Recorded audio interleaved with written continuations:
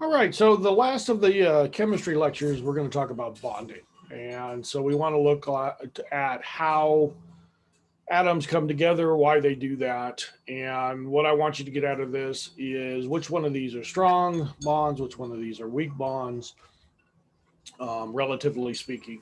And we won't be calculating bond strength. That's chemistry. That's not us. But it does become important on some of the biological processes we're going to look at later. So we're going to go through these, and this first screen just kind of shows you all the ones we'll talk about. And so we'll start with covalent bonding, and there are two different types. Covalent bonding, by definition, is that the electrons are shared between two atoms. What I do want to mention before, I talked about happy atoms, which I'm sure chemists lose their mind. But basically, to make them stable, you want to get that outer shell filled. And we talked about the shells. The first shell will accept 2 electrons. The next one you can get up to 8 more. And so what's going to happen here is you want that outermost shell complete. So here we go. We got some nonpolar covalent bonds. Hydrogen has an atomic number of 1. And that means it has 1 proton, so it has 1 electron. And that first shell will take 2. So when you get 2 hydrogens, they come together, they make a molecule called H2. And what happens then is they share their electrons. So at any one time, the electron, because it's nonpolar, will spend half its time around one of the helium nucleuses or nuclei, and then it will spend the other half of its time around the other nuclei. And so oxygen, just same similar thing. This time though, oxygen has an atomic number of 8, which again means that the first 2 electrons will go into the first shell.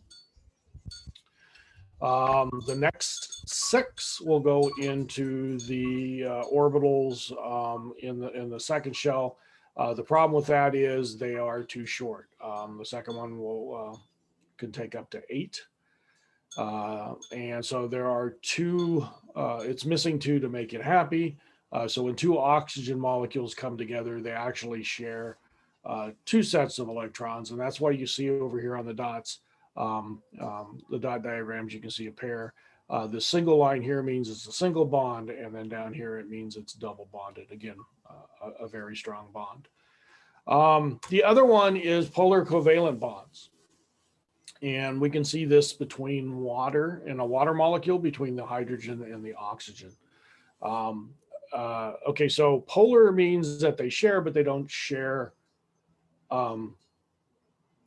evenly. It's kind of, I grew up with a sister. She was 6 years younger. She's a pain in the ass. So, mom would tell us, hey, you got to share your toys.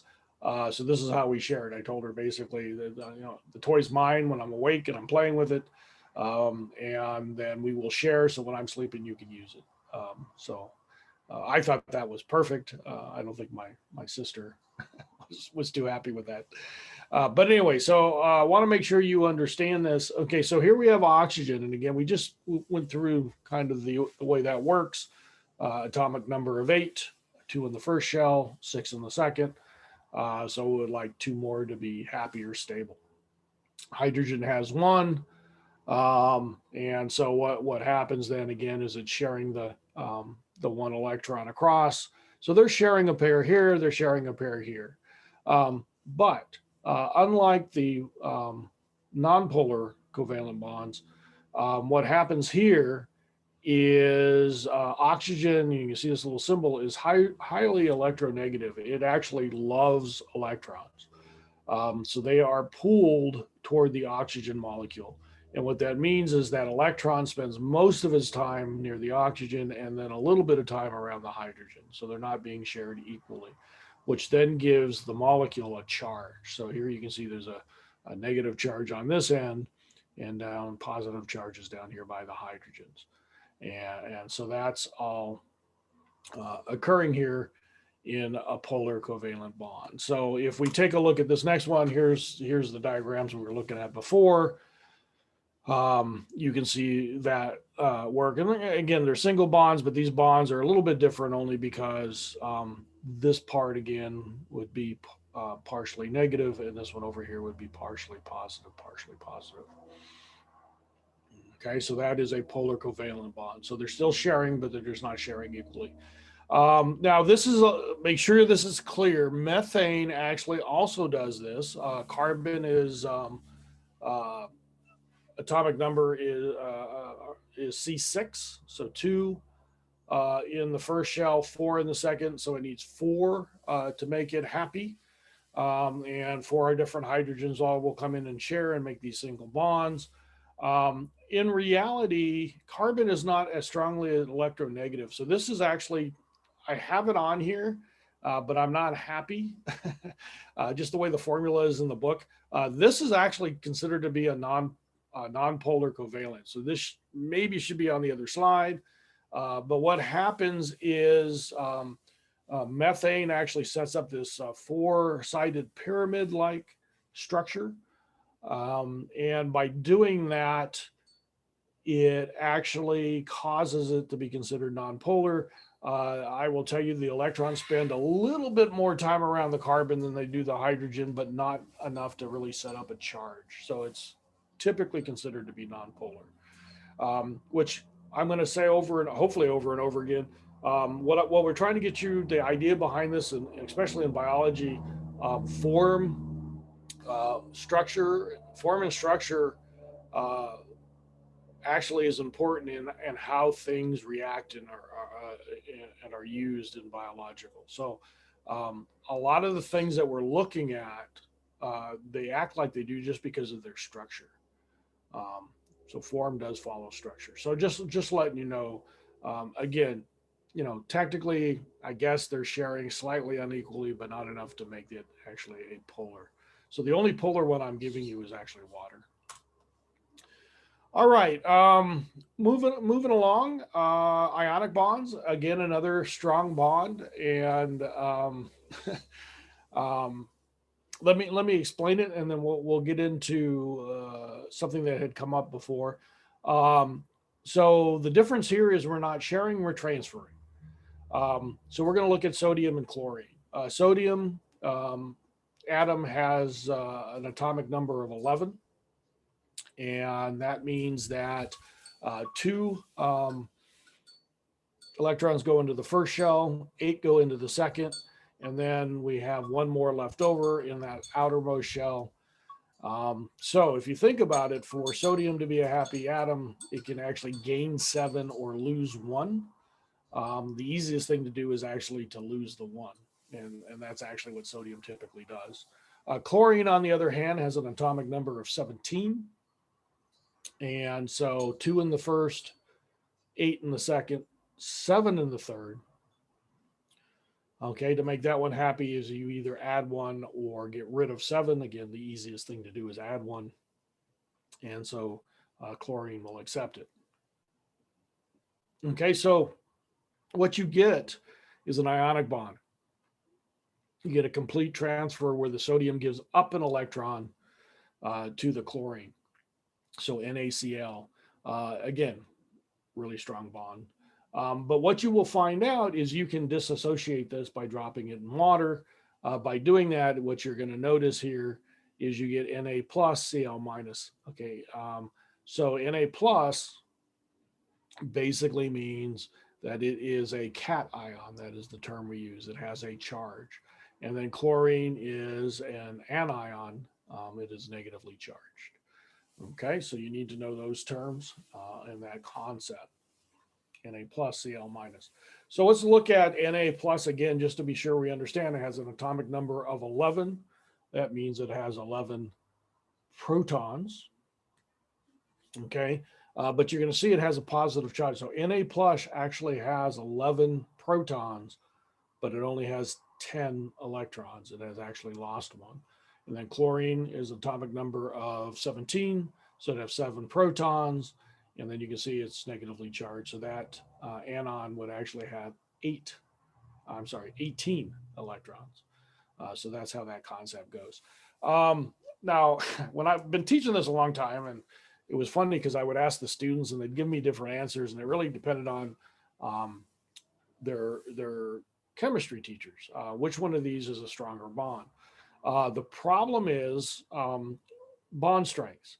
If you look at bond strengths, actually covalent bonds have a stronger bond strength, but it turns out some ionic bonds are stronger than covalent bonds because of their, again, their 3D structure. They form these crystals, which can be very, very strong.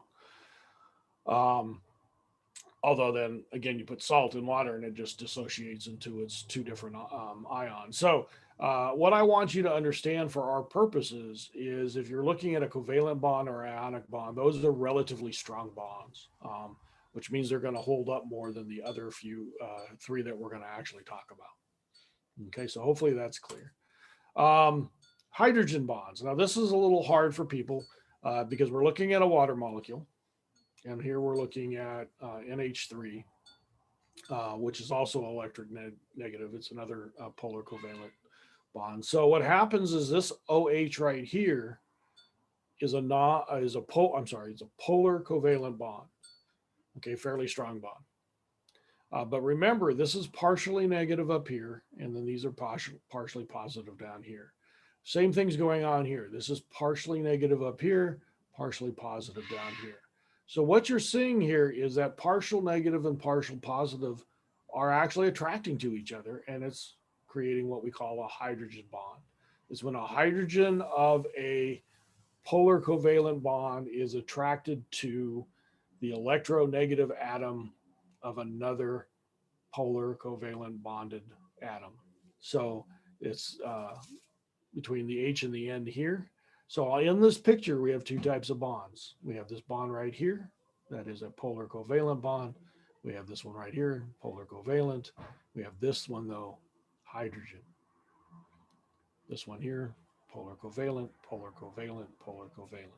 Okay, the other thing you need to know as you're looking at all this, this is a relatively weak bond. So I go in here and try to break this up. The first bond that's going to break is the hydrogen bond. So hydrogen bonds are fairly weak bonds, relatively speaking, to the other two we talked about. All right, van der Waals. Here's the definition right out of the back of the book. The weak bonds that exist between molecules but are masked by other stronger bonds. They are evident only in symmetrical molecules or at very low temperatures. And I have to laugh. I've been teaching this for over 20 years, and these disappeared for a few years, went on vacation, not sure where they went. They weren't even sure they existed. They're back. What happens is you have all these electrons. Again, you got to understand that it's fluid, they're moving. And so in a neutral molecule, it is possible that the electrons are kind of one side more than the other, and these will make kind of these van der Waals transient, and they're called interactions now. And so that they can actually bond. So they're transient, they're weak. And the reason I'm giving you the picture on the bottom here, this is a gecko, and you can see the little fingertips with all the little ridges in it. This is what allows these guys to climb up a glass window. It's these little transient, they don't weigh that much, and it allows to form these bonds. So van der Waals, very weak bond. All right, and then the last one we're going to talk about is hydrophobic interactions. Hydro is water, phobic means fear. And so what happens is this is an interaction, maybe, you know, sometimes they're called bonds, but the reality is, and I want you to understand this, is things are grouped together not because they're making any kind of, electron transfers, anything like that. They're together because they hate water. And so if you throw them in water, they will group together because of these interactions. Lipids and water, when you put them together, the lipids will float. It's a hydrophobic interaction. I'm going to use this example, and I'm not supposed to, I guess. They tell me that, in class, I joke about it. I said, hey, so, you're in the room, you have a single door. A gunman, we don't talk about that, but the gunman comes into the room. What do people do? And reality, after you wet yourself, people tend to try to run away and get away. So what would happen is the whole class would end up in the corner away from the shooter. Now we're not all there because we love each other and we're giving group hugs. You're basically trying to get away from the shooter. And so that would be very similar to what's happening here. Um, I would expect if we were in class that you surround me and protect me because I'm giving you your grade, but you don't know me well enough yet, I suppose. So, hydrophobic interactions. And that will be the last of the lecture.